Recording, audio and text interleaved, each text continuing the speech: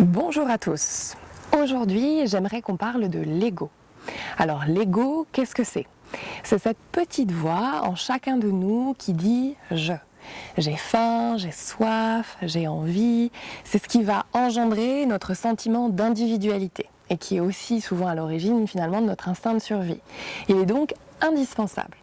Toutefois, on peut se rendre compte que l'ego ne nous rend pas toujours service, puisqu'il est la source de nombreuses déceptions et de certaines souffrances. C'est lui qui va toujours avoir ce besoin de compliments, de reconnaissance, de succès, parfois de perfectionnement, d'attachement. Il est aussi la source de jalousie, d'envie, de ce genre de sentiments qui peuvent parfois nous faire souffrir. Alors, à travers le yoga, ce que l'on recherche, c'est non pas supprimer l'ego, mais c'est le rendre un petit peu plus sain.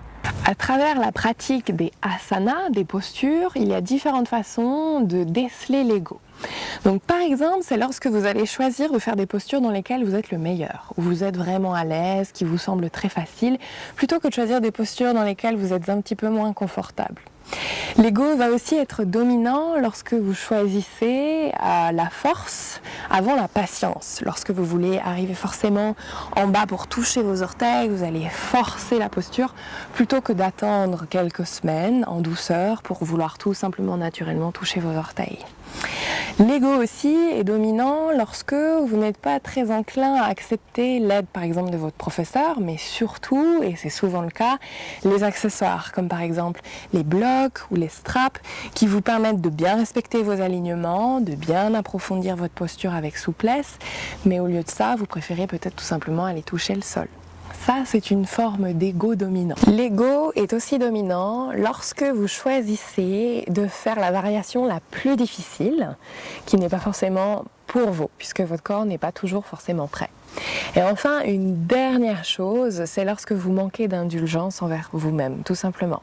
Lorsque vous tremblez, que vous tombez, que vous n'arrivez pas forcément à tenir en équilibre et que vous avez des pensées assez négatives, c'est votre ego ici qui domine. Il faut essayer justement de passer sur des pensées un petit peu plus positives, puisque ce qui compte, c'est d'avoir essayé.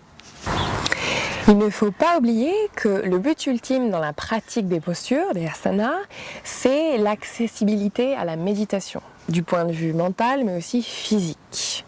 Et lorsqu'on arrive à dompter un peu plus son ego, on arrive à mettre de côté le jugement, le préjugé et à faire place à un peu plus de bienveillance, de tolérance, de pardon, que ce soit envers soi-même ou finalement envers les autres. Et ça devient très agréable. À travers l'ego, il faut savoir qu'on touche la notion d'authenticité, de vérité de soi-même. Dans la philosophie du yoga, et particulièrement dans les Yoga Sutras de Patanjali, on assimile souvent l'ego à ce que l'on appelle asmita. Asmita est un obstacle, autrement dit klesha, à notre bonheur. Puisque asmita va nous pousser en fait à nous identifier à nos pensées, à notre corps et à nos émotions. Et toutes ces choses sont toujours et constamment en changement. Donc, par exemple, c'est lorsqu'on va s'identifier à notre maison, à notre salaire, à notre statut social, à notre apparence, à notre âge. Toutes ces choses peuvent changer du jour au lendemain. D'ailleurs, nous prenons tous de l'âge. Et lorsque l'on travaille sur notre ego, on va réussir à changer cette identification et à être beaucoup plus proche de notre soi, de notre âme en d'autres termes, qui elle reste immuable, elle ne change jamais. Alors, qu'est-ce que ça veut dire? Ça veut dire que si on continue de s'identifier à toutes ces choses qui peuvent changer du jour au lendemain, on va être beaucoup plus enclin à souffrir de certains changements qui peuvent être négatifs. Alors que ce que l'on cherche à faire en s'éloignant de l'ego, c'est à rester beaucoup plus ancré dans notre soi véritable, qui lui restera toujours le même. Donc vous pouvez toujours bien sûr continuer de faire du sport, de bien vous alimenter, de prendre soin de vous, peut-être même de faire de la chirurgie esthétique, si au fond de vous-même, vous savez qu'elle n'affecte pas qui vous êtes réellement.